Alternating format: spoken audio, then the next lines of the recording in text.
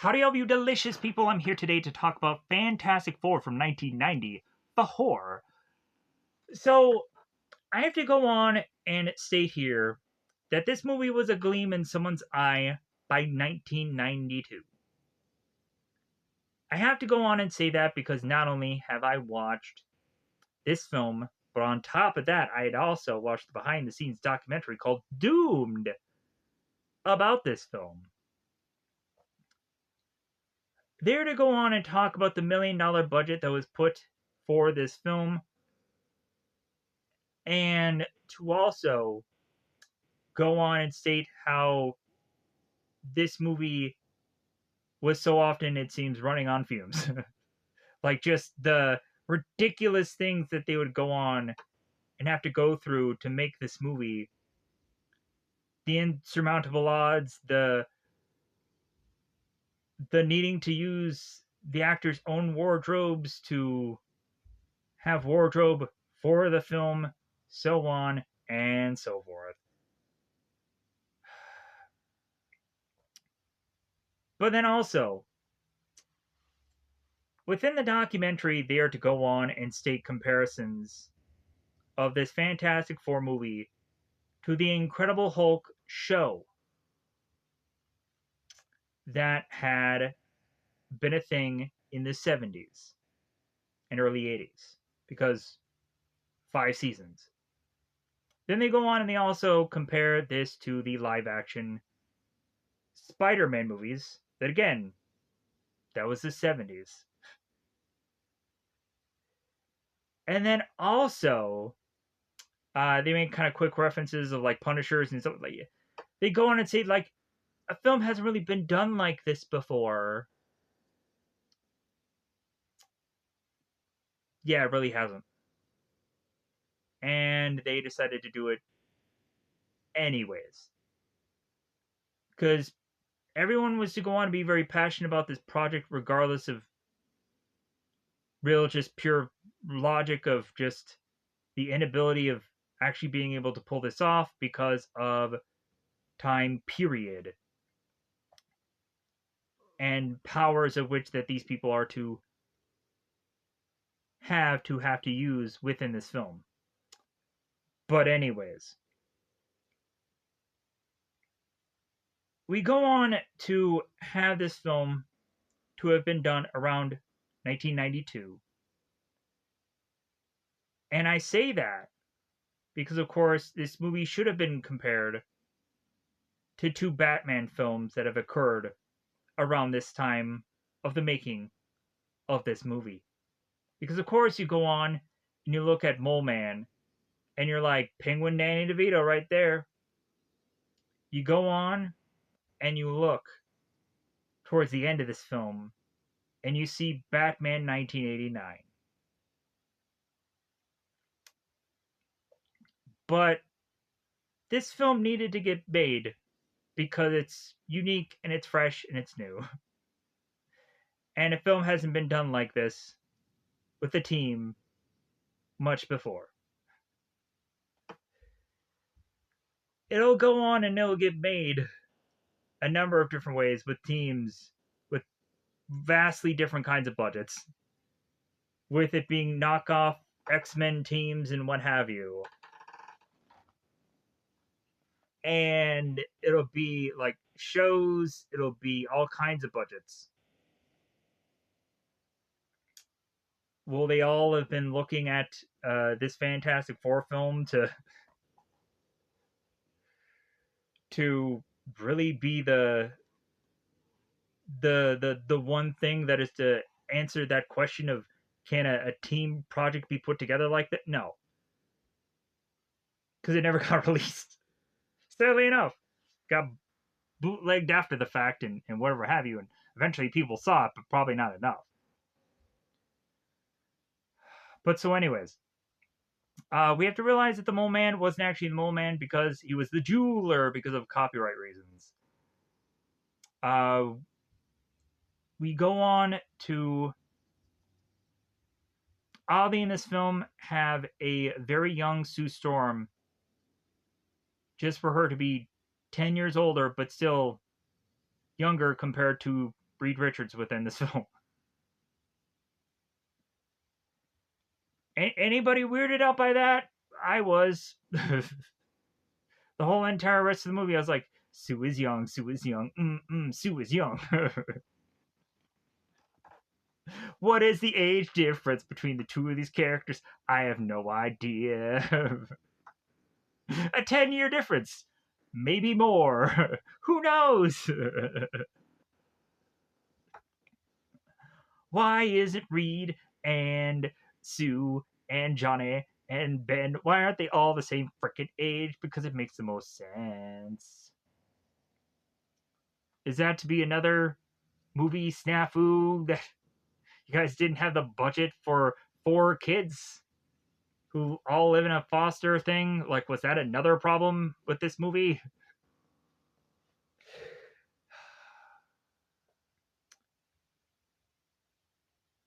Why? Anyways, so, but you have to go on and you have to showcase the passing of time because this Colossus thing takes 10 years to. It doesn't matter. The Colossus thing does not matter. You have to really just cater your story around a 10-year. That just seems bizarre to me. How that has to be important in a film. It shouldn't. But anyways, you're really gonna also age up your characters doing that also. That just seems just dumb to me. But whatever. So, or realize that the characters aren't aging.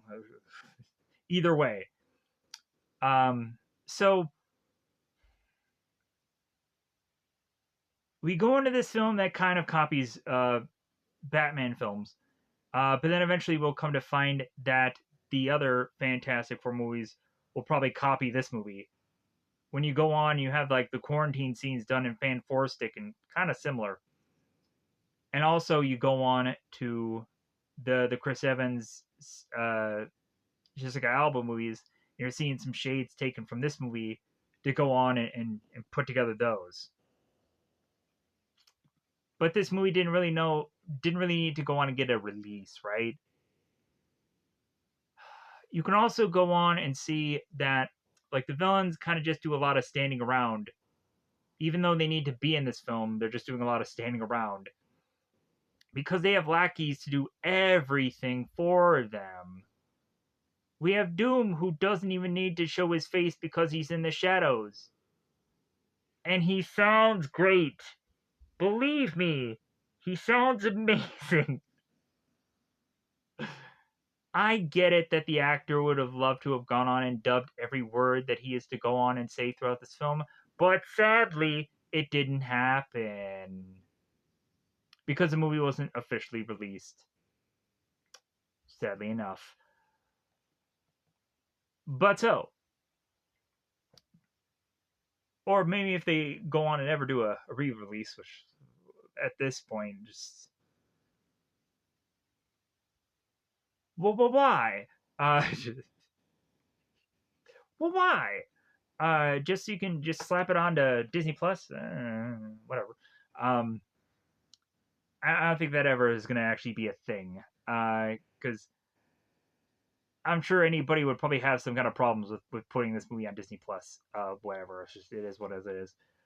It's kind of like Muppet Babies; it'll never be a thing on Disney Plus either. Even though people like that show, it's never going to be a thing that's going to end up on Disney Plus. It just won't. There's too many rights. There's too many problems. There's too many things. But anyways, I am to go on and tell you that, regardless of probably the plethora of problems that I'm to probably have with this film, with the relationship stuff, when Ben turns to Reed and is to go on and say, yeah, like, even though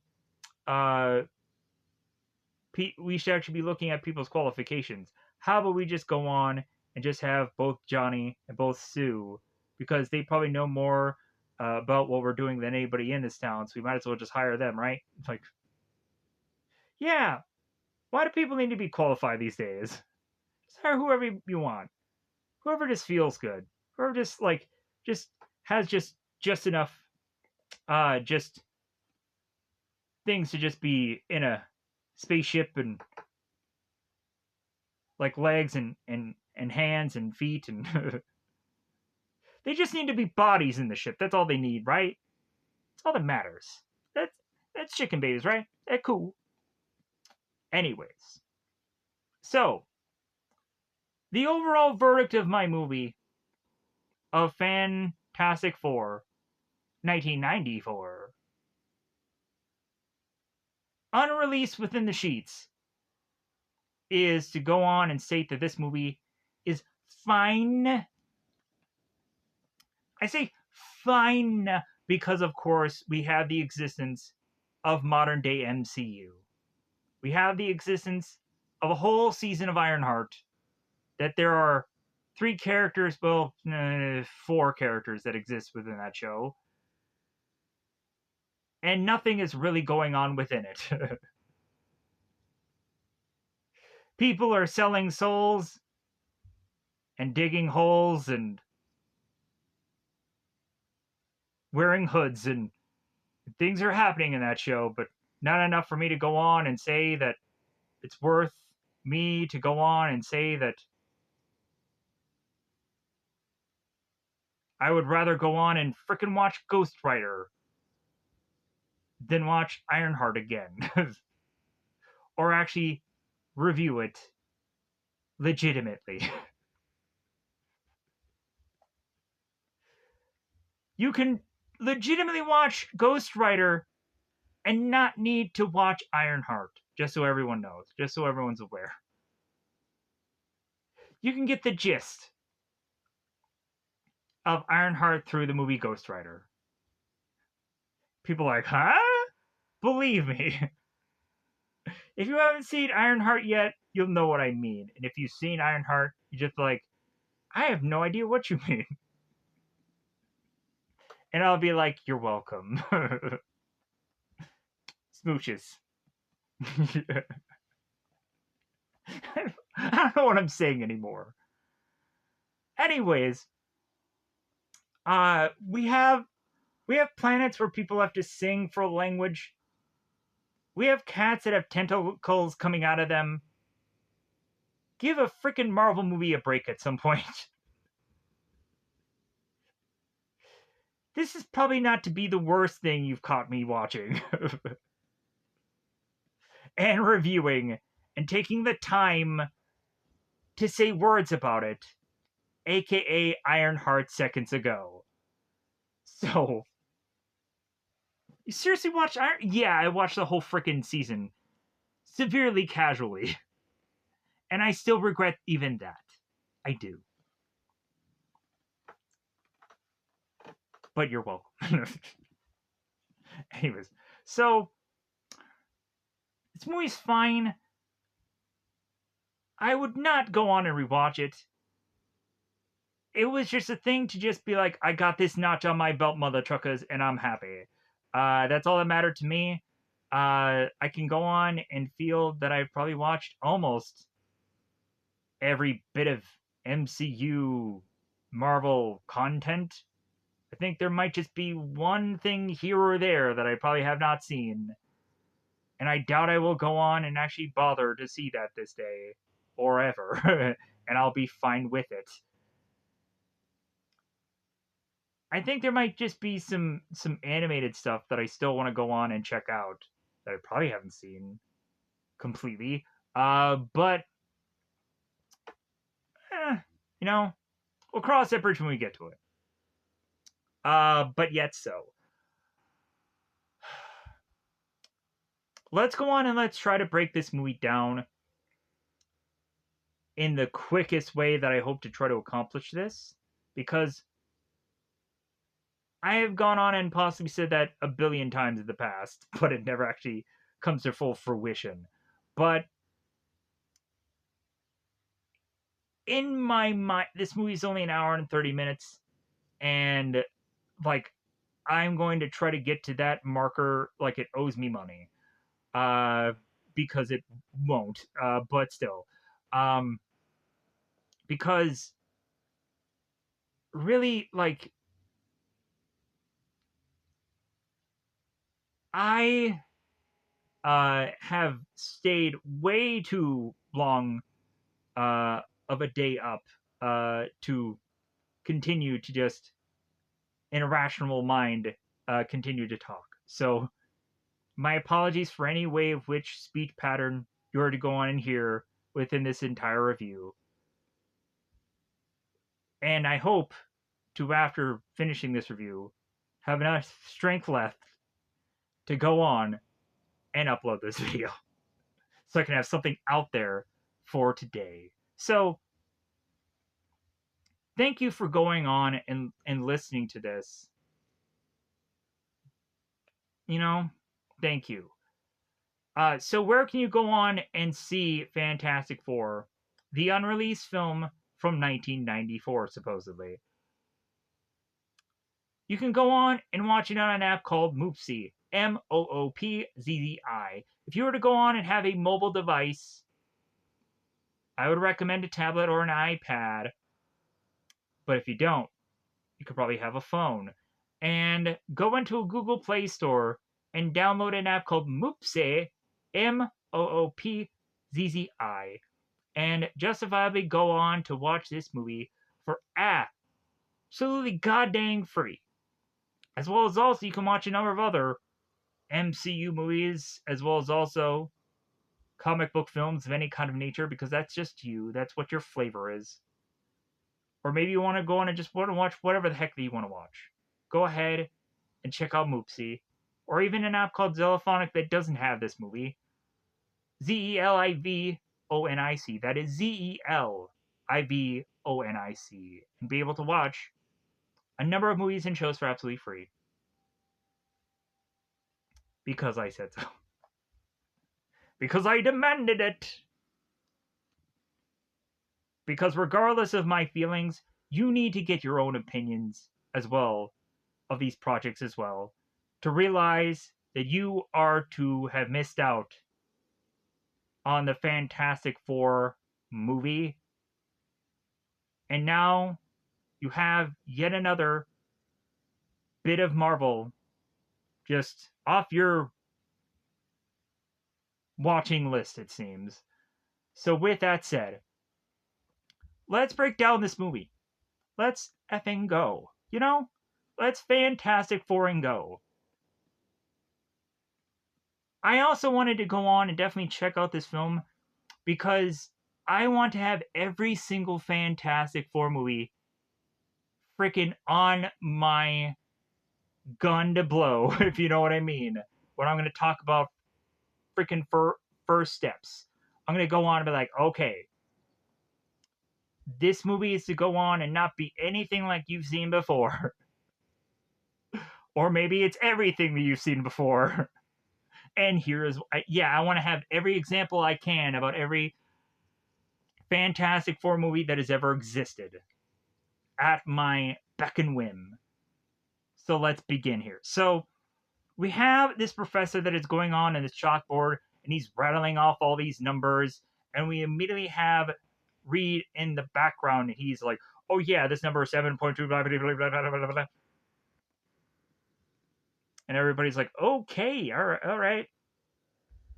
So papers are consistently being handed to Reed as if he's like cheating on everyone's test for them, which I thought to have assumed that was actually going on there. But instead, I would actually go on to assume that one person is just consistently handing him the same paper and he's making adjustments, which of course is from the guy behind him, who is Victor Von Doom. So,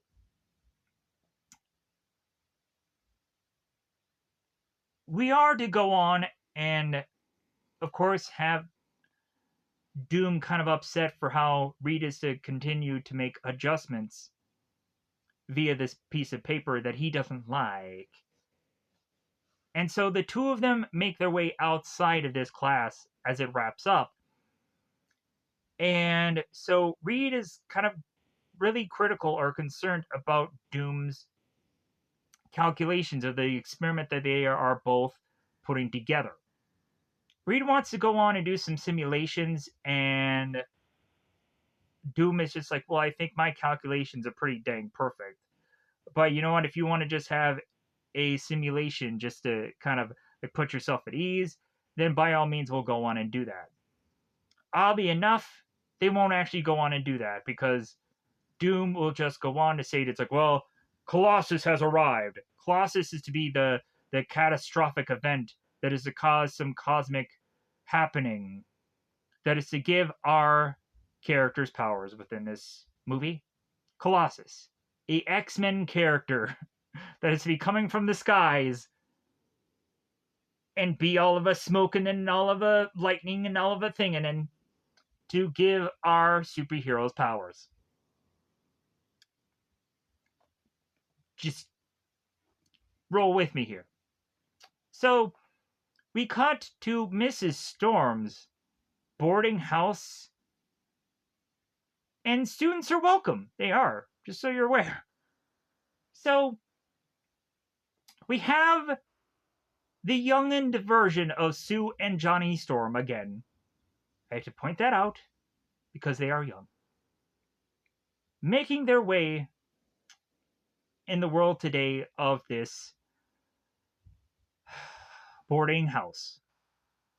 Young Johnny is playing a video game with Ben Grimm where we don't exactly know exactly what his age is.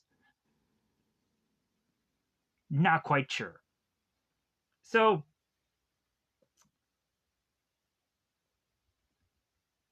Ben, Sue, and Johnny are all going to go outside to check out the Colossus, my bad. Someone else made that mistake within this film. Colossus event. Probably jogged in my memory about this Mrs. Storm's mistake, so I just popped out of there. So we have Reed appear, and so he's desperately going on to realize that he needs to get his notes for his experiment that he's going to run tonight while this Colossus event is going on. So as Reed is to go on and be running off to get his notes, we have, of course, Sue, who's like, he's so dreamy. And then Johnny's like, you're so gross. So we fast forward here to both Doom and Richards looking at their huge, massive, experimental thing. This weird looking device that just like, what the is this? What is this? It's strange looking. Anyways, that's what it is. So the two of them get ready at these computers, typing away as mad as they can. And so Rita's going on and assuming that they're going to go on and do this test before they actually do the actual run. And Doom is to go on and warn Reed, well, we're not going to have time for that. Colossus is here. So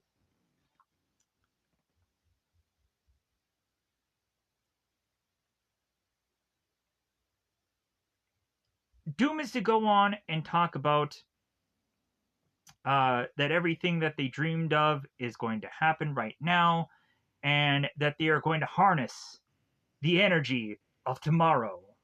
It's kind of like Dr. Octopus, where he's like, I'm going to hold the power of the sun in the palm of my hands.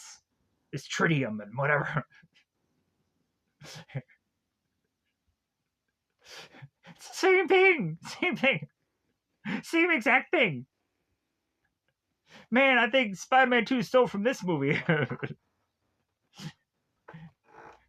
They said almost verbatim, line for line. It's stealing. Anyways, so it's just joking around, just having a good joke.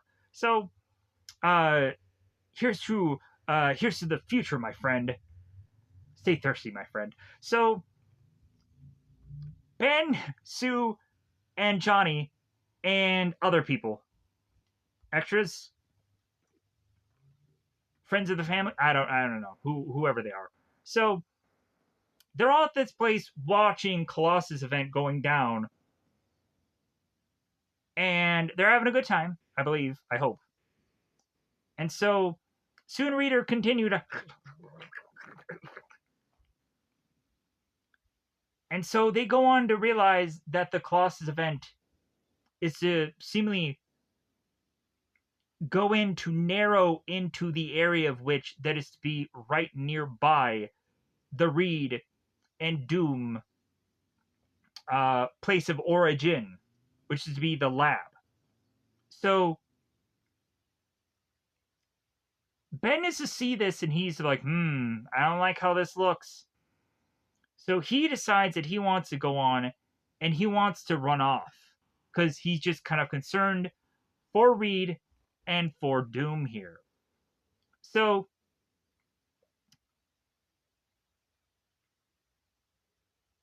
both Reed and Doom starts throwing sciencey words here. Like it's picking up speed and it's not possible. Very sciencey words here. The prisms are overheating. That was a sciencey word there, right? So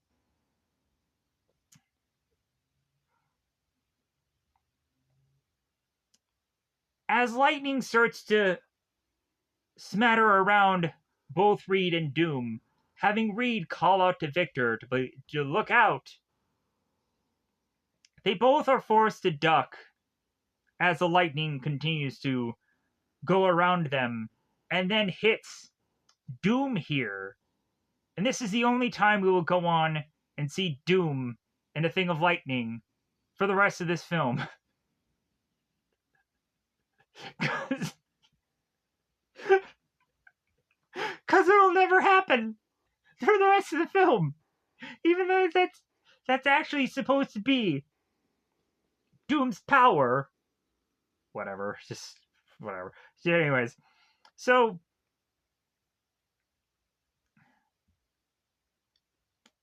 Doom is getting some cooking going on here. Doom is getting extra crispy. He is getting freaking chicken fried Doom going on within his bate. So his face is getting all crackly and all just kind of grossed out here. Lightning is just around him. So Ben comes in and he tackles Doom, and you would think that this is where both of them end up getting their superpowers, right? No. Only Doom, it seems, is to have some kind of possible power here. So yeah, so or he just wears masks to cover up his scars. Not quite sure. Not everything is clearly black and white and defined here. Unless there was a part of a story that I missed. So as Doom is to run, or Doom, as Reed is to run to both Doom and both Ben here, in my brain I also got a good laugh that the fact of the matter is that I said Reed runs to Doom. Just the child in me just had a good laugh. Reed looks at Ben, pulls him off, and then is to realize that they need to call for help. We see them in the hospital. Ben is getting his bandages wrapped upon his arms because his arms are burnt. The doctor goes on and explains to Reed, because obviously Reed Richards is the next of kin to Doctor Doom, right? This doctor doesn't really need to go on and actually explain to Reed Richards because he's not a next of kin. No family member, no nothing, but I guess if you technically probably think about it, maybe Victor Von Doom is also an orphan, so I guess what does it matter? We have to assess or assume. So The doctor is to explain to Reed here that the burns on Doom were so severe and that he's sorry. We see a white cloth over Doom's bate, assuming that he is dead. Or maybe he's just napping severely, and we just don't know. So, I'm gonna go with the dead thing. How about you? So, Reed is just very sad about this experiment blowing up in his face. Shocker! Reed makes a load of mistakes even though he's supposed to be as smart as he is. And so, Ben goes on to look at Reed like, hey, bring it in, let's hug it out. He was my friend too, maybe. Who knows? Didn't really quite define that in this story either.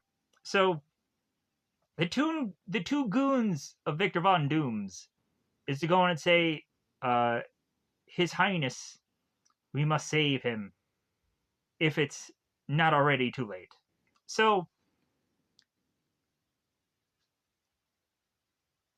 His Highness is because, of course, we also have to realize that, and I just kind of, I made a mistake here. God dang it. I talked about how there could be a possibility that Doom could be an orphan, but when you think about it, also, like, Doom is within a family of royalty in Latveria. But then again, also, his whole rest of his family could all be dead and he could be the only one left. Orphan. But so, 10 years have now passed. And guess what? Sue and Johnny, 10 years older. God, I'm so Ben and Reed are going on and watching on the telly a rocket that they're assessing. Well, like, Ben is like, you really wanted me to go up on that thing, and you want to really have me be the one driving that hunk of junk. And Reed is like, hunk of junk, huh? So Reed has to go on and actually convince Ben to be the pilot of this spacecraft. And Reed is to say to Ben, it's like, well, yeah, it would mean a lot to me if you were the one flying the spaceship. And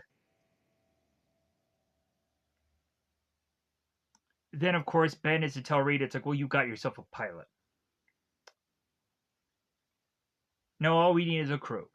So they make their way to, of course, the best qualified area, which, of course, is to actually be Mrs. Storm's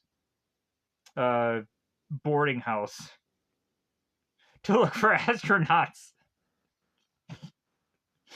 So Ben and Reed go on and meet with a much older Mrs. Storm. And they go on to, of course, make their way into this boarding house to find a older Johnny and then Sue. Both Sue and Reed say hello to one another. There is this awkward just standing between one another. And we, of course, get the anyone want to ride on the rocket ship? I'll drive. And so Mrs. Storm goes on and bees the cliche of a mother, like, well, hey, like, don't you do anything to my babies. Look at all of you. The Fantastic Four. They said the thing. They said it. Yeah. Mmm. It tasted good.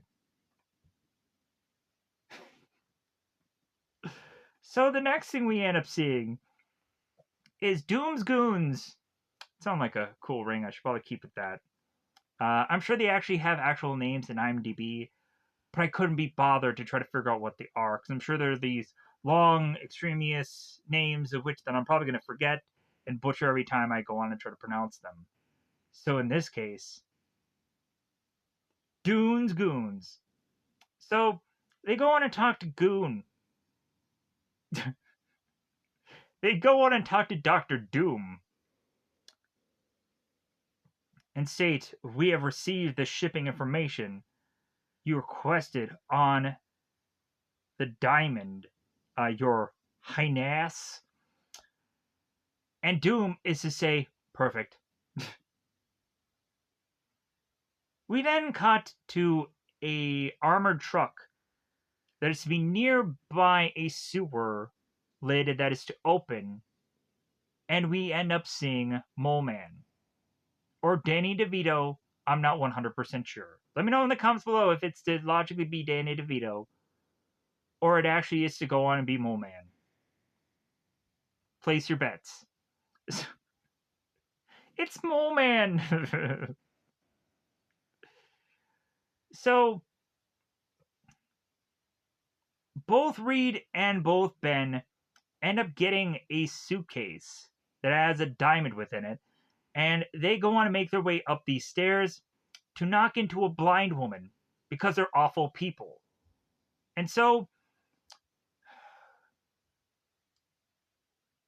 we find that this blind woman is to be a woman named Alicia, who will be important in the Fantastic Four, comic books, movies, maybe a video game someday, but not today.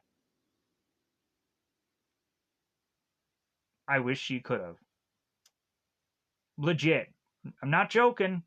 You're thinking I'm freaking dead serious.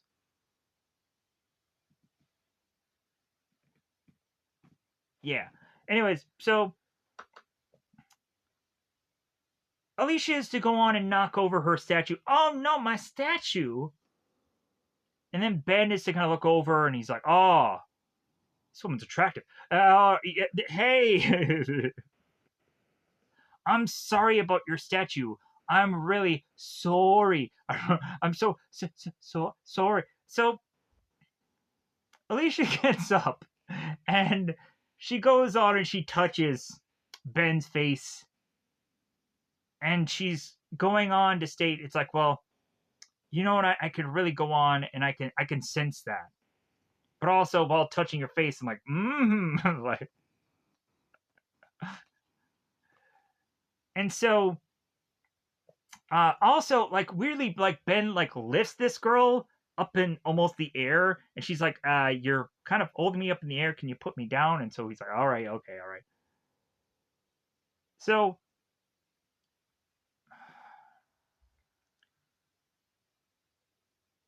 she goes on to say, it's like, well, you know what, like it's only a statue, you're only a good looking man. Like,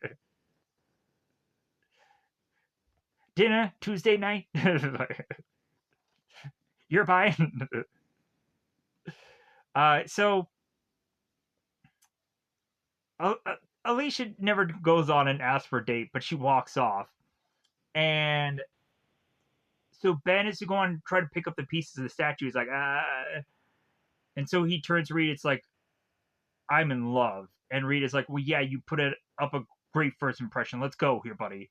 We got things to do. We got people to possibly future murder. Even ourselves. Come on, let's go. So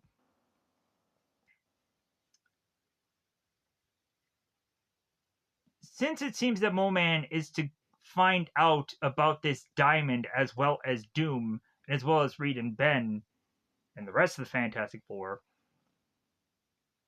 there is to be a setting of situation here, which is to have, of course, Reed go on and place this diamond somewhere where it's to seemingly be secure, because Reed is to go on and talk about how this diamond will go on and help him of his future device, that he is to have this diamond kind of keep things in a much more cool or even keel instead of letting his device overheat the way it should or shouldn't. But it will anyways, because fake diamond. But so,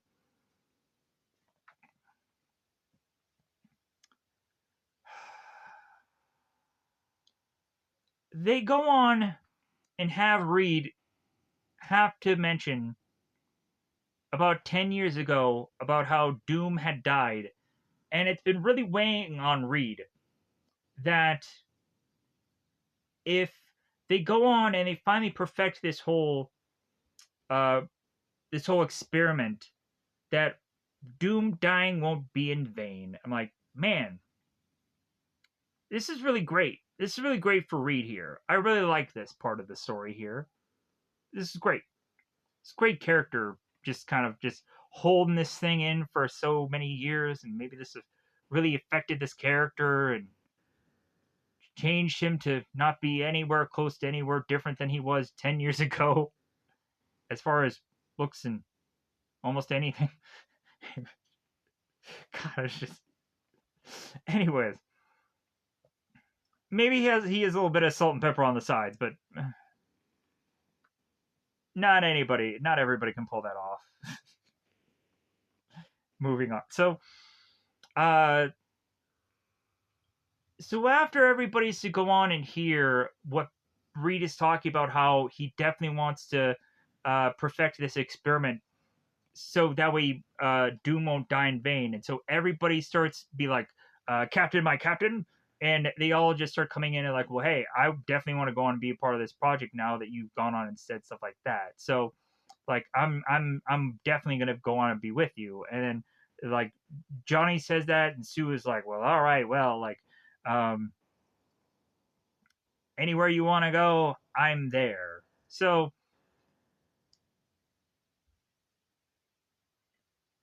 they kind of shut off the lights. They're like, "All right, like, let's get going. Like, we got a lot of work to do tomorrow." They end up turning all the lasers. Make sure you turn on all the lasers, could you? Could you definitely Mission Impossible this whole thing up? Could we get some entrapment? You guys remember that Sean Connery movie? God, what is the one girl? Catherine Zeta-Jones, whatever the one girl from was a Trapman with Sean Connery. I don't remember the other girl. You can correct me in the comments below. I would appreciate it because the comments are so cold out there. It's so lonely out there. Okay, I gotta just keep going with this. So, oh crap. Oh no, wait, I'm good. I'm good. So, I thought I was somewhere else in the part of the film. So Alicia is going on, and she's really just doing stuff with her mold, and she's probably trying to remember Ben's face, and she's probably resculpting Ben's face out of this mold so she could probably have an extra Ben's face lying around. But so, uh, uh the jeweler, mold man, or mold man, yeah. Um,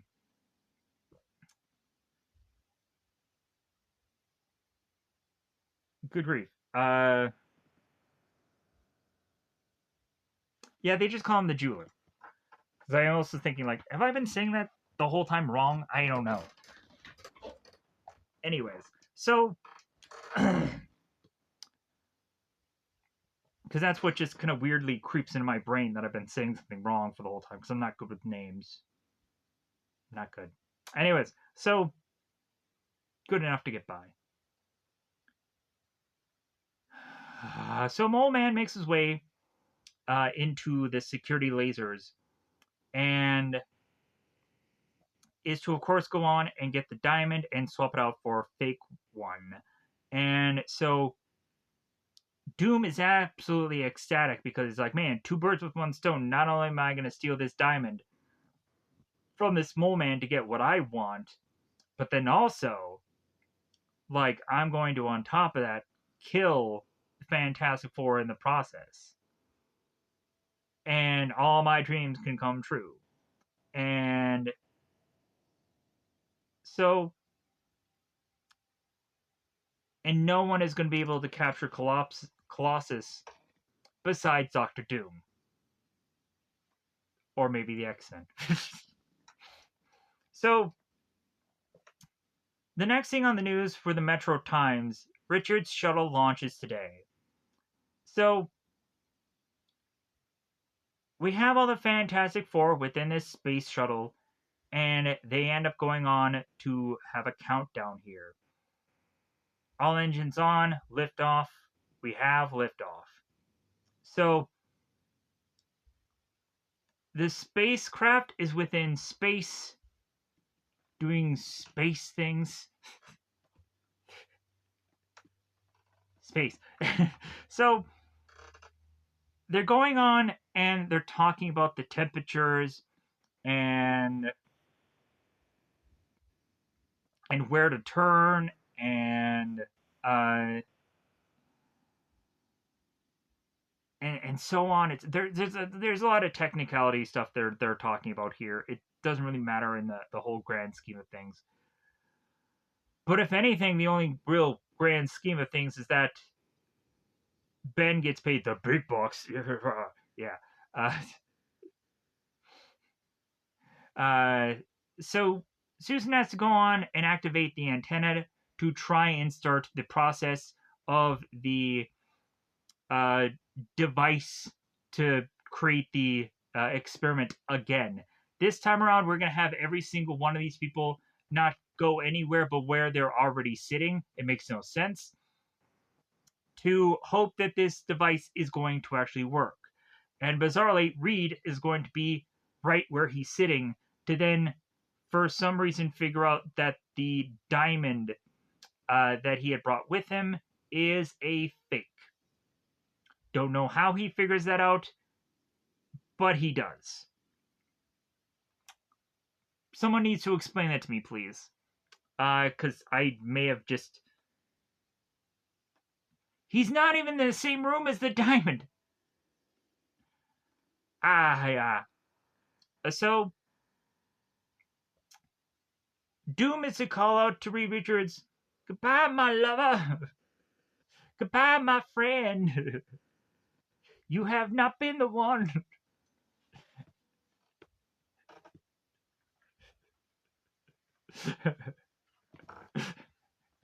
"You're the one I wanted to kill. Woo-hoo me." Anyways, so the spacecraft explodes within space, and seemingly chunks and bits of it start to make its way into Earth's orbit to make its way back onto Earth miraculously. And Doom is like, "Yeah, I'm doing it. Like I'm beating these Fantastic Four folks."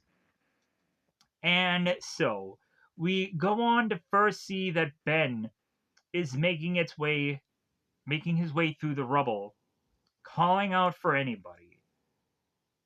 Calling out for Johnny, calling out for Reed, calling out for Sue. And so Reed answers with Ben. So with all of this very scattered around rubble that we're seeing here, it's so wide open of spots that they just plop this down. So Ben sees Reed and starts grabbing these items that is to be around him, and Reed logically states that he's like, "Well, I must be in shock, like I don't feel anything." "Do you feel your legs?" Reed. "Do you feel how well this movie's going, Reed?" Pah! Anyways. God, I'm stupid. So the next thing we see is then Johnny, who's going on like, "Oh, hey guys, oh geez, gee golly willikers, oh man, I'm glad to see you. He's like, wow, uh, do you believe that? Oh my God, it was unbelievable. What a ride, huh? Like, I can't believe it. Like, we're here, huh? And so Reed starts to goes, yeah, we're here. And so he's like, why is it that like every single one of us don't have a single scratch on us? We've all seemingly landed here, like with the whole entire ship breaking apart the way it did. Like, why aren't we dead? Like, this doesn't make any sense. So we all of a sudden have Johnny that needs to do a little bit of a sneeze, and he is to go on a like ah shoo, and then all of a sudden this flame is to be going seemingly so close to upon Johnny, and he is to be freaked out. He's like, oh my God, did I just do that? Like, did I just control that flame? And so all of a sudden, then Susan seems to like voice appear and start to talk to the group. And they are to like, where are you, Susan? Like, we don't really see you. And then all of a sudden, half of her body appears. And so the rest of the group is like freaked out. It's like, is this a ghost? Like, what are we seeing here? Is she dead? Like, is she going to haunt us for the rest of our lives? And so Susan doesn't really know what's going on. And so they have to go on and tell her, hey, look at your feet. Kind of like, of course, Reed Richards in the Fantastic Four other film where he's with Jessica Alba, and they're like kind of eating food together, and Reed is to tell Sue, it's like, look at your hands. It's like, ugh. And then she drops the wine. And he like he catches it. It's like stretch power, cool. I've been working out. Kind of like Superman did in Superman 2. I've been working out. Yes. Mm-hmm. So Sue, from the shock of her going on to realize that she has powers, starts to fall backwards. Reed stretches, catches her, and again, similar to the table scene. So then we get a silhouette of all four Fantastic Four Rangers. Rangers? Fantastic Four members. And I'm like, yeah, we really needed to see this. Did you need to see this?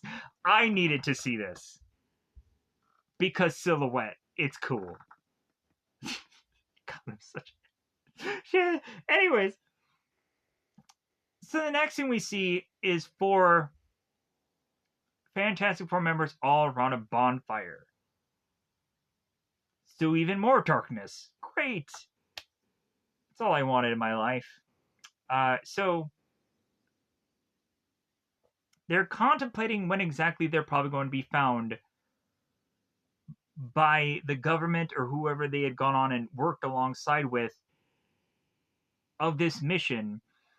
And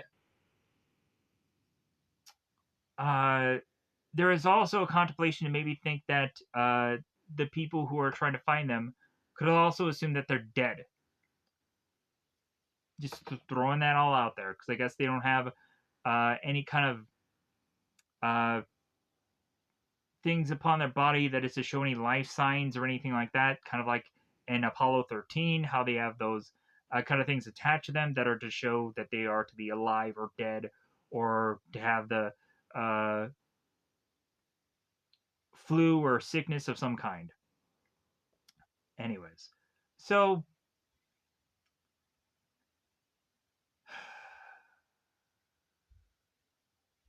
Sue is to go on and ask Reed what had possibly happened to them, all of them, and Reed has no real answer because he doesn't really know. And Sue, of course, is scared, but like, there's no reason to really panic here. But Johnny is to state that it's like, hey, like Sue is to go on uh, and disappear at a drop of a hat. Reed, you're to go on and be the human rubber band. Like, I'm the human blowtorch. And Ben, how's it going? Hey Ben, you're nothing. You're just a lot of just nothing. I hope you go on and I hope you take a good old nap and you wake up as a rock man. So at least you got something. Anyways, so uh but Johnny doesn't go on to say any of this about Ben. He just says about the other people that they have something about them. So Reed said that there always has to be a scientific way to explain all this. And so yeah, so Ben ends up asking Reed what should they do next, and so Reed obviously is just like, well, obviously we should just go to bed, and uh, so they can be well rested for tomorrow. So Reed turns to Johnny and says like, well, hey, would you mind keeping that fire going? As Johnny is to kind of look at his hand, and his hand is have a ball of fire within it, and he is to, of course, try to figure out how to kind of control this fire and also kind of put it out of his hand to where he's uh, like God help us. So, the next thing after this we see is Doctor Doom, and he is to find out that a Fantastic Four is alive. He's like, alive? Like, uh, what do you mean alive? And so they go on, and the two Doom goons are to state uh, that their surveillance is to have found the Fantastic Four. But they're not calling them that. They call them the survivors. So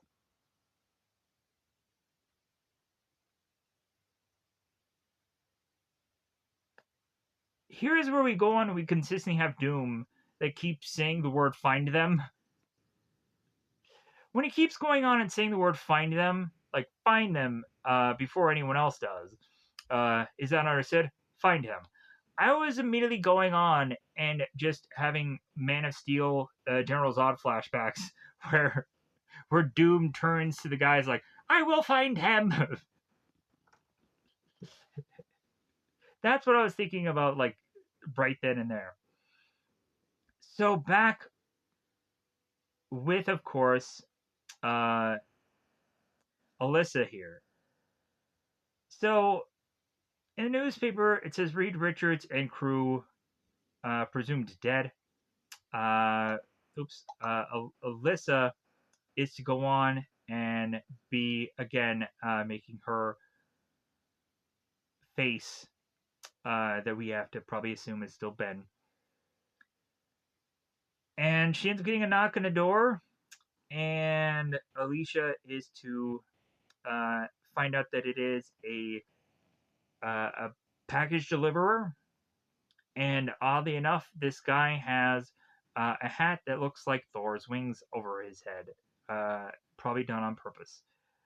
So, come to find out, these pieces were all to be from uh, the astronauts who had supposedly dead, as some kind of memorial thing that they're trying to put together here. So, Elisa goes on to start to look through the headpieces and starts to feel them, and eventually goes on to realize that one of them is to go on and be Ben, and she gets very upset. So she has to go on and read in Braille that Ben is in one of the things here because of the name, and she ends up getting very upset. All while that's going on, we of course also have Mole Man that is talking to his mole people, and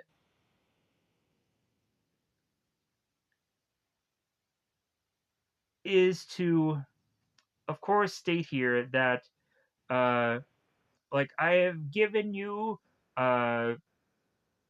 things dreamed and made of. I have given you respect, like I have never asked anything of you in return until now. forcing, of course, Mole Man's goons to make their way to try and retrieve Mole Man's queen.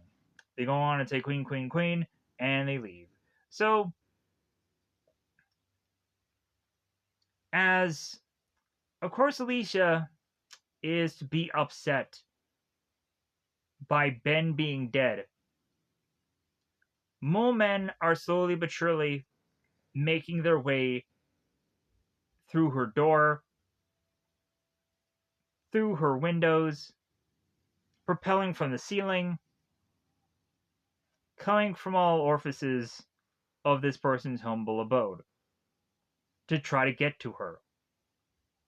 And so, as Elisa is to finally kind of find out that she is not alone, she is to start to scramble, asking what do they want. And so, as she tries desperately to get to the phone, there is to be a person there that sprays her in the face and forces her downward and takes her out here. So, we have the military going on to finding the Fantastic Four, and the military states to Reed here, it's like, well, I'm escorting you guys to your debriefing. And they end up getting scared by Ben, who of course is very drastically different than what he looked before.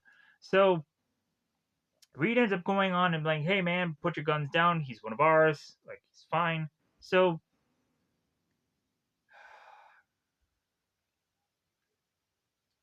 Ben is just kind of weirded out here because he's like, well, what do I look like?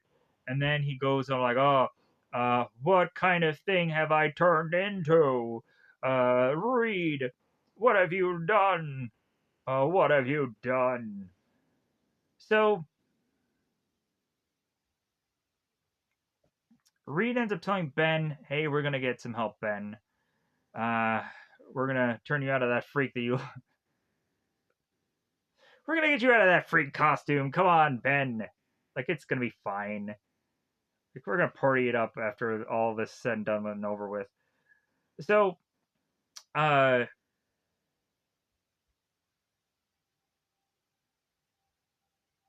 so Reed is like, oh, come on, Ben. Like let's get out of here. So they all leave, and so they make their way to a doctor who is Doctor Harptman. I'm probably ill pronouncing that wrong, and I'm probably going to ill pronounce it the whole entire time I'm going to be talking about this doctor. So we have Dr. Hartman that is to be talking to Ben here. He's looking at him. He's looking at that thing, and he's like coughing. No, Dr. Hartman is to state that he wants to try and get a blood sample from the thing, but he don't know. He doesn't know if he can. He doesn't think that he can. So kind of stymied there. And so as the thing is to try and sit within the stool, he ends up breaking it, falling over. It's horrifying. So we then have Dr. Hartman that is going on and talking with Johnny Storm. Johnny ends up mentioning about his powers, about how he has these abilities, and so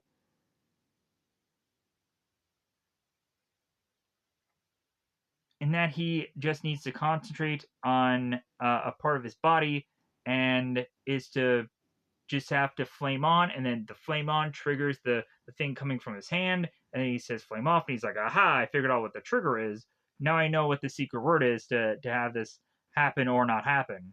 All right. So at this point, Dr. Hoffman has dealt with quite a bit of issues with patients already. So he goes to Sue and is like, all right, like, are you the one that doesn't break things or burst into flame or like, what are you? Like, what do you do? And so Sue is like, well, I sorta, and then all of a sudden she disappears. She reappears from behind Dr. Hartman And so Dr. Hartman goes on to accidentally stab himself in the hand from a fright of terror by seeing technically a woman who is a ghost. So at this point, when Dr. Hartman goes on to see Reed, he goes on to, of course, say, dude, take the needle, get your own blood. At this point, I just don't care. Yeah, just, just, just get your own blood. Great, good times. Just get your own blood. So we then have the doctor that goes on to talk to Doctor Doom, and they surmise that there's a possibility that there could be a way that they could take away these powers from these four individuals and put them all into Doctor Doom, is to be their actual plan here. But Doom doesn't know if specifically this plan is actually going to work. So he's asking this Dr. Hopper if this is really a possibility. And really, this guy is just really speculating here. So there isn't an exactly definitive answer. So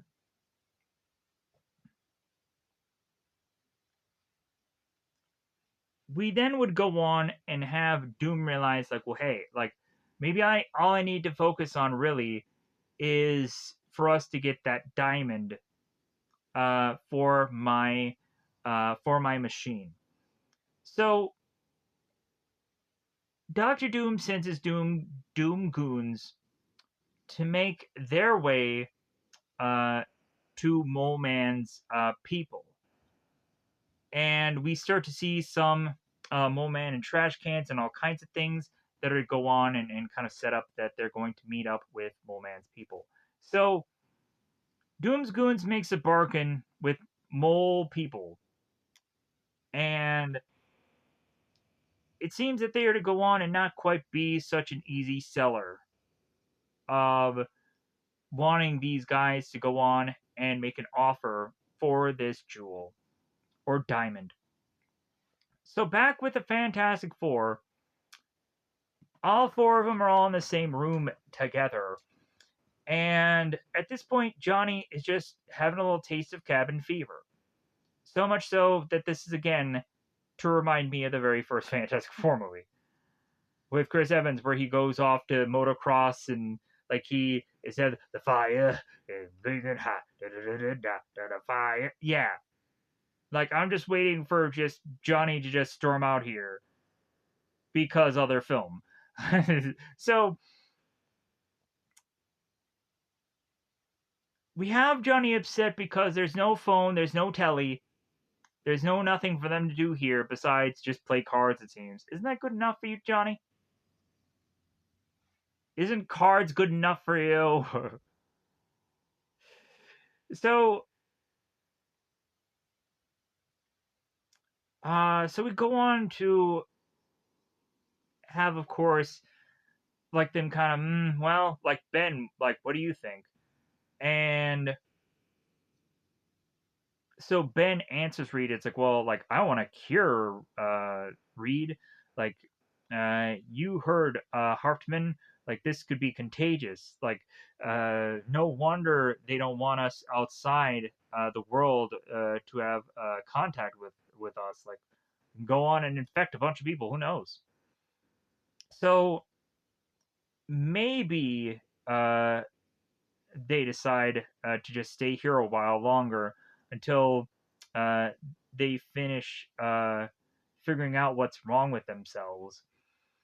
And Reed comes up with the decision of like, well, hey, like instead of having someone else try and go on and try to get answers for us, like how about we, since we're here already, how about we just try to come up with the answers ourselves to try to speed up the process because they have nothing to do anyways. So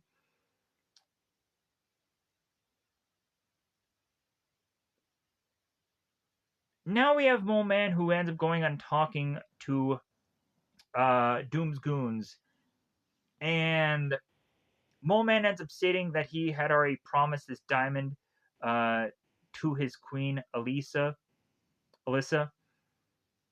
And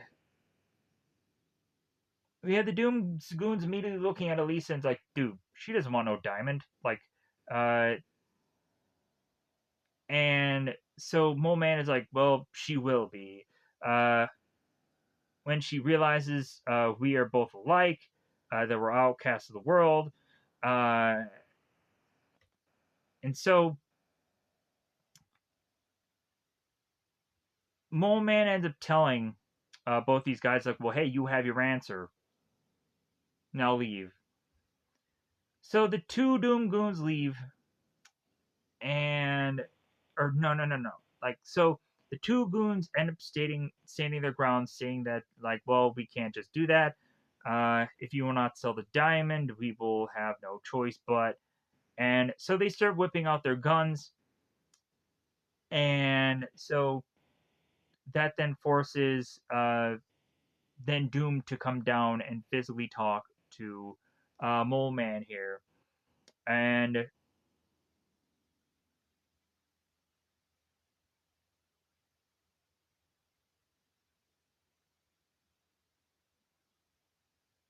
because ultimately, still, like, Mole Man is to tell the two Doom Goons that the diamond is not for sale, period.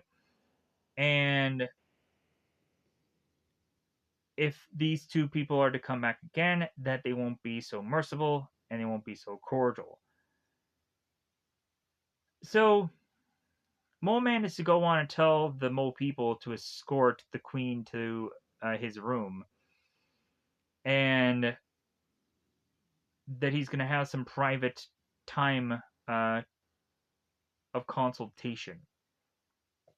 So the Doom Goons talk with Doom, and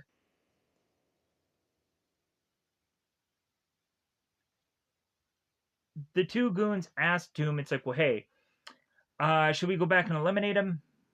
And Doom is like, stakes are far too high. I'll handle this personally. Stay where you are. I'll be there by nightfall tomorrow. And this is to go on and see that Doom is in this castle way off in the goddamn distance. Makes no sense. So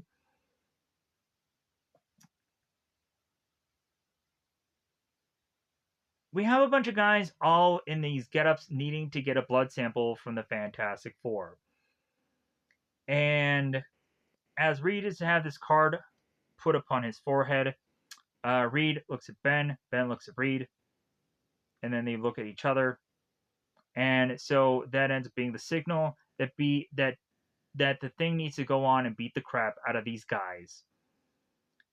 And then the Fantastic Four, with the exclusion of Ben, they swap costumes. Uh, so or swap outfits. The three members make their way into one of these places where these guards are watching over uh, and kind of being this guard here in this post that's in this kind of just doorish area, has a window, whatever. So Sue is to go on and open the door of this place to knock down the security guard so that way they can go into this computer room, so they can go on and try and open a door so they can get the heck out of there. Johnny goes on to figure out how to open the door so they can leave. And as they make their way through the door, there is to be a security guard who had gotten knocked out, then ends up blasting this alarm. The Thing realizes that since cover has been blown, that he's just going to blow through this door and get the heck out of here as fast as he can. Ben, Sue, Johnny make their way to a room that has this massive laser within it. And so Doom then arrives to greet the three Fantastics, and Doom states, like coming from Richard, of him talking about this device, that it feels like a compliment. So Doom is to state that his name is Doom, and they would, of course, go on and have him talk about how he's a supreme and beloved monarch, and the one of the Fantastic Four has come back and uh, annoying. Um, Doom goes on and states like, "Come back and visits us sometime for a vacation. Uh, bring your kids. That is when I'm finished with you." So, uh, anyways, so uh,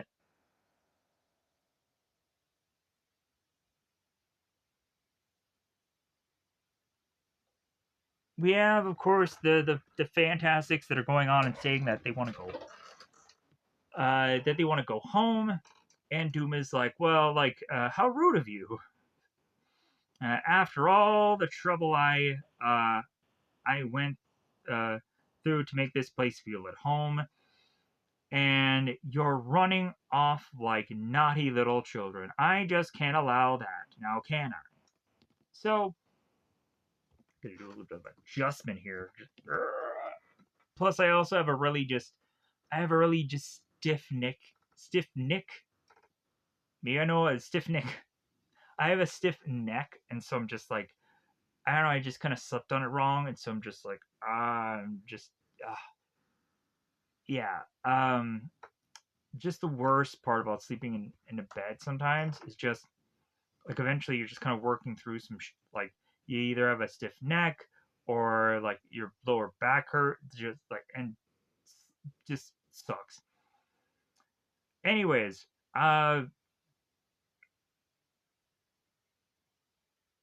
Doom also goes on and talks about Johnny Storm's hot temper, and Doom says to take his advice, keep your cool. He's in the giving vein today, Doctor. Anyways, so we finally have, after all of this bit of dialogue here, we finally have Ben that arrives, and he's like, "Sorry, I'm late. Miss anything?" And so here's where Reed makes the decision that they're going home, and Doom is like, "Well, I hope it wouldn't come to this. Dead or alive, your value is to remain the same. I am not willing to sell you my hands. I will return you. I will return when you have learned your lesson." So now we go on to have just a bunch of guards here that end up blasting up Ben, as of course Ben is to go on and say it's clobbering time. Yeah, clobbering time for the film. So Ben has to get rid of bullets here, and the rest of the team is kind of to get out of dodge so they can dodge all the bullets here, and they're trying to scramble to figure out where the heck that they need to get out of here. So Johnny thinks that he can go on and use his flame power to open a door to this wall, but it ends up eventually going on and taking forever. So Ben decides that he's going to go on and break through the wall, which he, of course, does, so they can get the heck out of there. So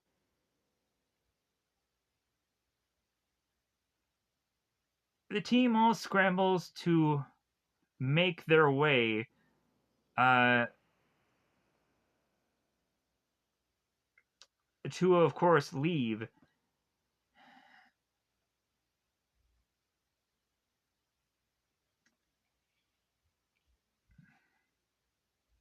And yeah, I'm kind of really cut ahead of myself. So the next one we see is the Fantastic Four making their way uh, to, I would assume, the Baxter Building, as they're having blood samples to be all drawn. And so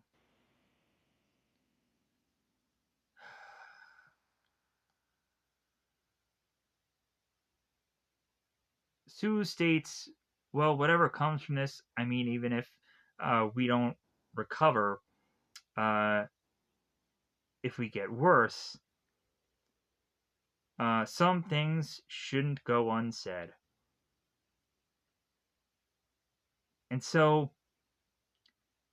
the more and more that both Reed and both Sue are trying to just talk to one another, the more we realize that it seems that Sue is really trying to go on and say something profound here, but she's way too shy around Reed here. And Reed starts to figure it out about everyone's power. Reed realizes, okay, well, like, obviously, Sue is shy, that's why she's invisible. Because why wouldn't you want to go on and be invisible when you're shy? Of course, Johnny is to, of course, be a hothead. That's why he is to go on and have flames. Reed is to realize that he is to stretch himself so thin. That is the reason why he stretches. And then, of course, Ben is to go on and always be a protector. He's to think more of his brawn than brain. So, all the more reason for him to be very strong and for him to just kind of be this protector. So,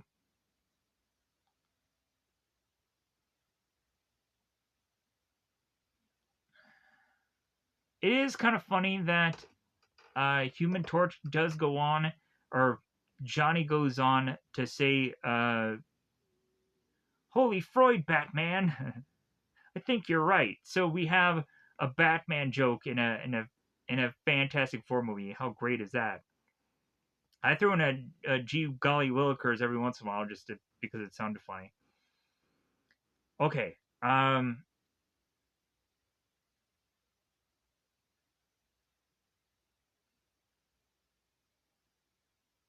So Reed goes on, or so the team starts to figure out that, like, why is it that a lot of their powers are only just temporary, whereas Ben not so temporary? And so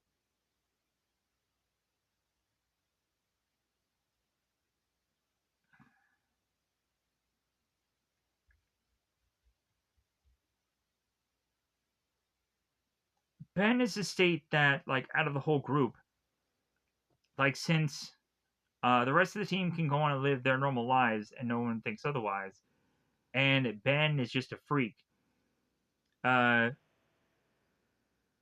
that it just isn't right, and that there's nothing more to say, and that he just has to get out of here, and don't stop me.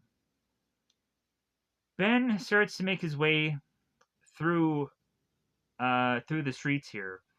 We come to find out that this was a scene that they added late in the game of the film, and they ended up having a guy that probably isn't normally to have gone and been the Thing in costume to have just kind of a random guy go on and become the guy in the costume.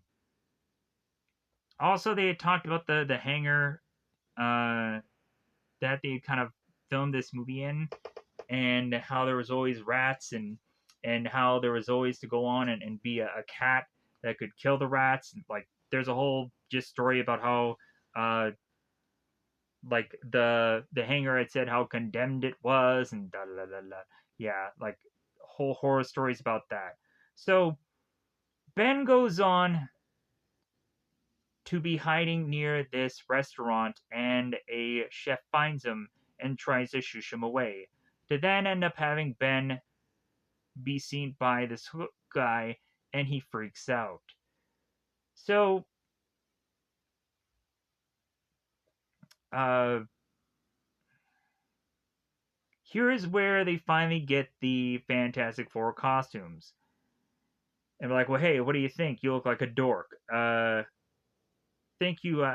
Thank you. I have one for you. It's flame retardant. That's where Sue chucks it to Johnny and says that his costume is flame retardant. So Sue is to go on and remind the group where the name had come from, simply with the fact of Mrs. Storm calling them the Fantastic Four. So why not go on and keep the name for this actual group? And so Johnny realizes, like, well, like, we're down a member, so I guess we're the Terrific Three. So here is where Ben goes on to find Mole Man's mole people, and so he makes his way eventually uh, to find Mole Man, who is with Alicia. So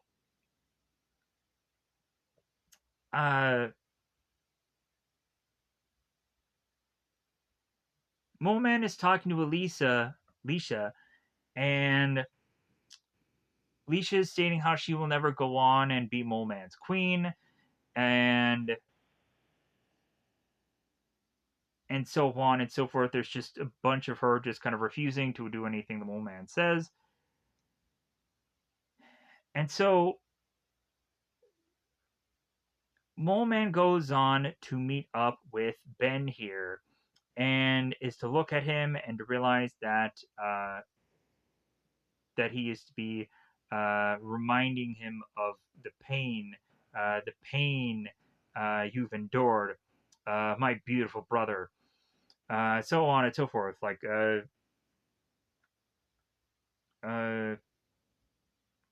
that he has found a home here, uh, that he will go on and strive or rise to greatness he deserves, and that he is to rest because he is a weary traveler. So Doom is to go on and uh, make his way onto a little day trip and expect that the laser is to be fully operational upon his return. And he's going on and stating this to Mr. Rost, whoever this is. So, uh,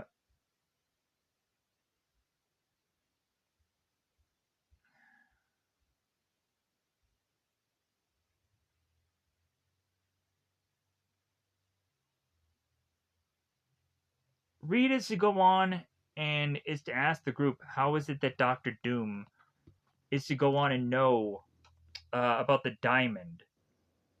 And also about Colossus for that matter.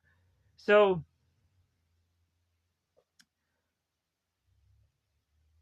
we have Reed going on and scrambling, going on to realize that Doctor Doom himself had wrote them a note.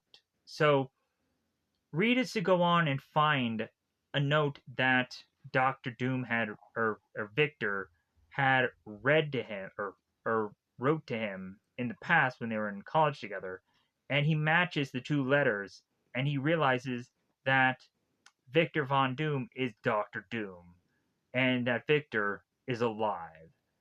So now we, of course, have Doctor Doom making his way to the Mole Man's lair. And what ends up coming out of this is a lot of the Doom Goons firing upon all the mole people. And there seems to be a war that is breaking out between everyone. So,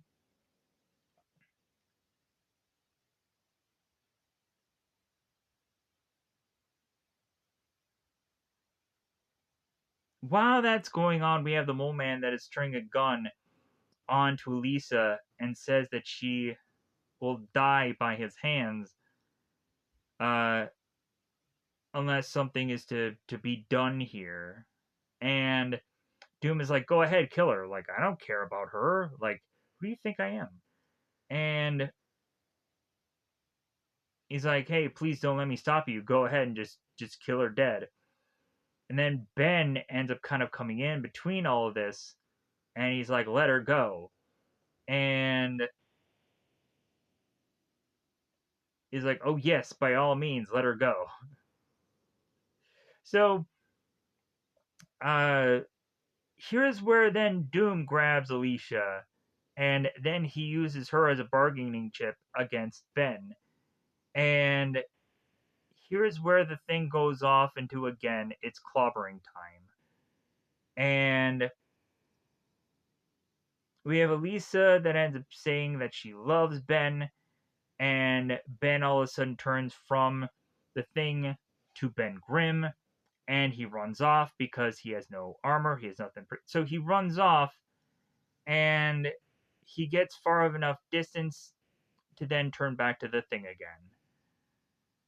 So Doom is to go on and realize Alicia's value, and is to realize that she is to possibly be a bargaining chip for the future. So he wants to go on and keep her, so that way he can continue to just figure out a way to use her against either the Thing or the Fantastic Four.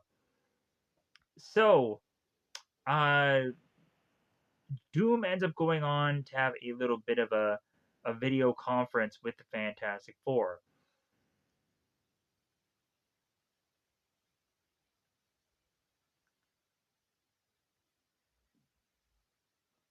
Doom ends up telling the Fantastic Four that I have the diamond and a friend of Mr. Grimm. So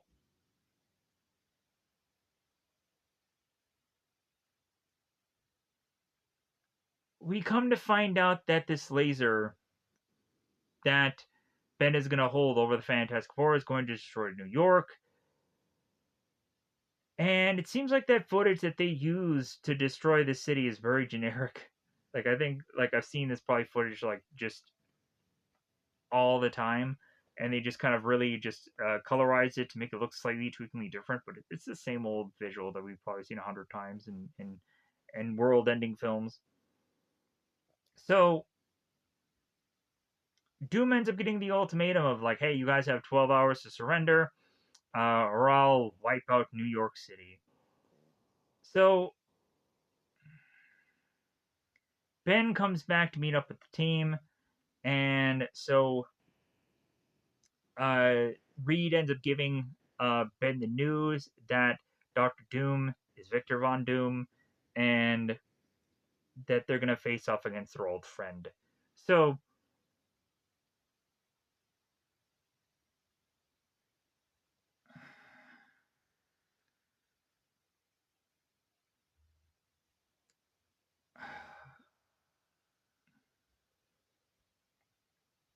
Reed was going on and stating that he has to go on and want to bury Victor's memory. Uh, and that's what kind of got him in this whole mess of just continuing to do this experiment, even though logically it is to be very risky in the first place. Uh, and Doom will go on and continue to be waiting because he realizes that the Fantastic Four will come for him. So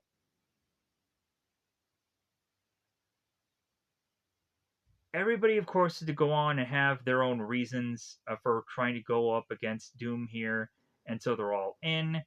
Sue ends up telling Reed that she loves him, and he says it back. And Johnny's gonna join in because he's like, well, hey, like, I'm gonna make sure that nothing is gonna go on and happen to my big sis. And so, besides, we're the Fantastic Four, right? And they all put their hands in.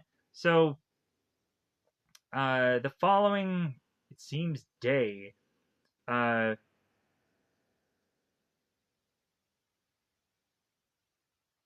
they try to make their way into this building, and they think that they are there early. That they're gonna catch Doom by surprise. Maybe they're gonna have a little bit of excess time here, and maybe they're gonna go on and do any number of things. Who knows?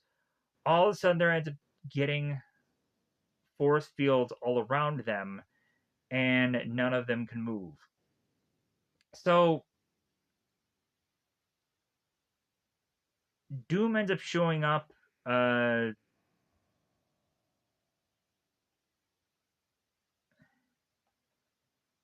and what ends up going on and happening here is that Doom is going to set up this laser to try and take away the powers of every single one of the Fantastic Four here.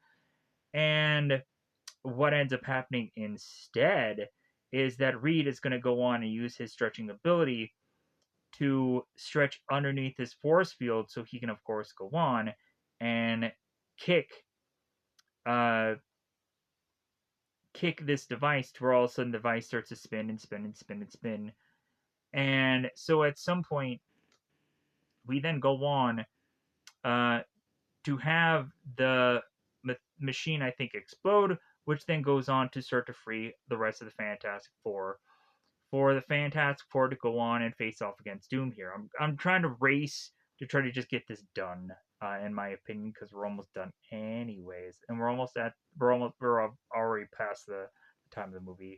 This, god dang it, I really wanted to just speedball through this. So thing is going on and saying it's clobbering time for real. So as well as also Johnny used to have a flame upon his fist. So everybody's getting to the action here. Everybody's duking it out. Doom is trying to work his device because he's going to try to go on and get his machine to work while everybody is fighting here. So there's to be a countdown that goes on to commence here, and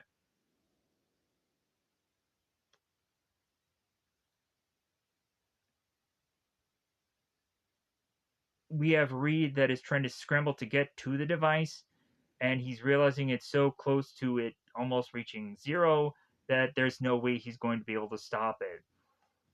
So he's like, well, it's going to go off. And so here is where Johnny goes full Human Torch and is to try to track down uh, this device firing off so he can stop it. So Johnny races this thing down, and here's where Ben finally meets with Alicia, and they meet with one another and they introduce one another. And so now we have Reed and we have Doom, and they have their squaring off session here. And Reed states to Doom, it's like, well, it's not like you to run away from a challenge, Victor. And Doom states, like, well, you're right, Reed.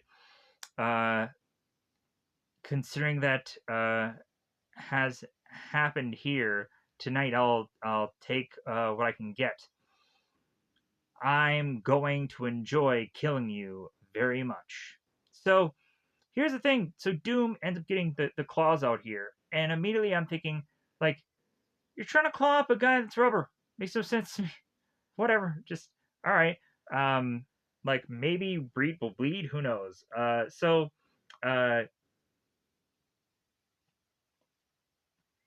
and here is where Reed turns the tables, and he is to go on and do like the Robin from Batman Forever thing, where he's facing off against Two Face. He's like, "This is from my mother, my father, my brother, and this one's for me." Pa pa. Yeah, like so. Also, there is some pretty decent stuff that they tried to do with Reed Richards facing off against those goons when like all the goons were appearing and everybody was trying to get their kicks in, their licks in. We also had Sue Storm that ended up having to actually use a invisible wall thing that she's never used throughout the whole part of this film, but then bizarrely uses towards the end because it's a big special effect. And you gotta just blow all the rest of that money, right? So on what you can for this movie. So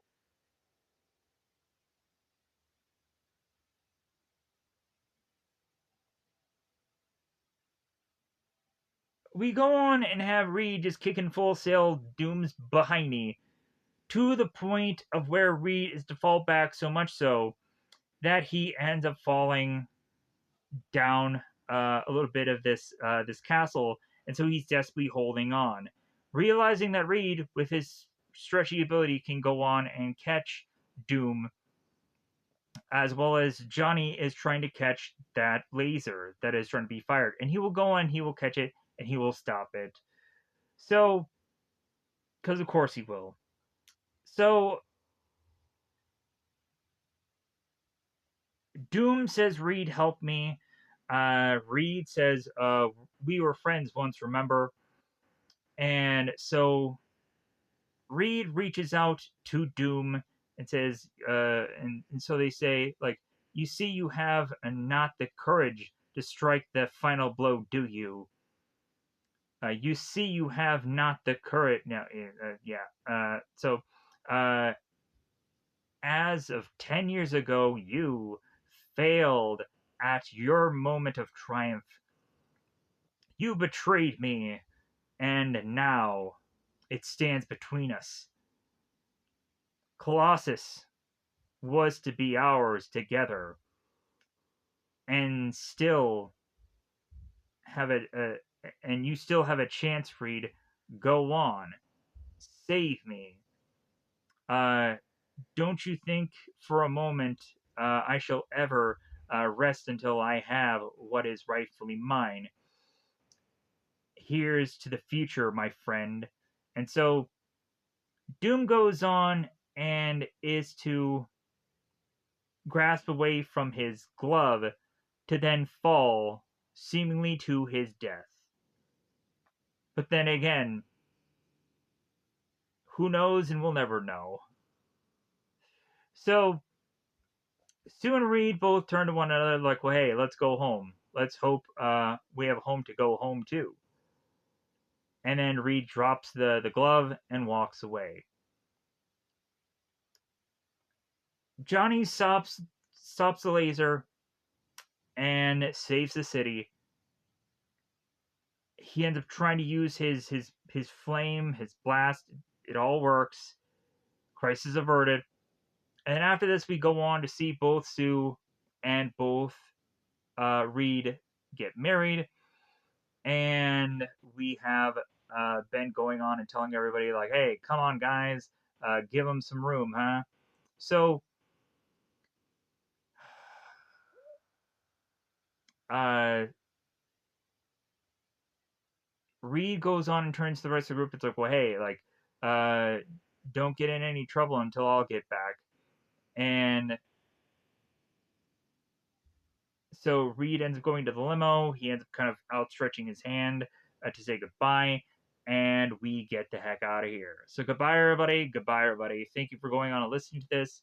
I know I kind of rushed the ending, but also I just wanted to rush the rest of this, but I didn't. So I'm gonna go on and get the heck out of here. Thank you for going on and listening to this, regardless of how just just backing over to stuff that I tried to do. But anyways, I'm just gonna get the heck out of. Goodbye.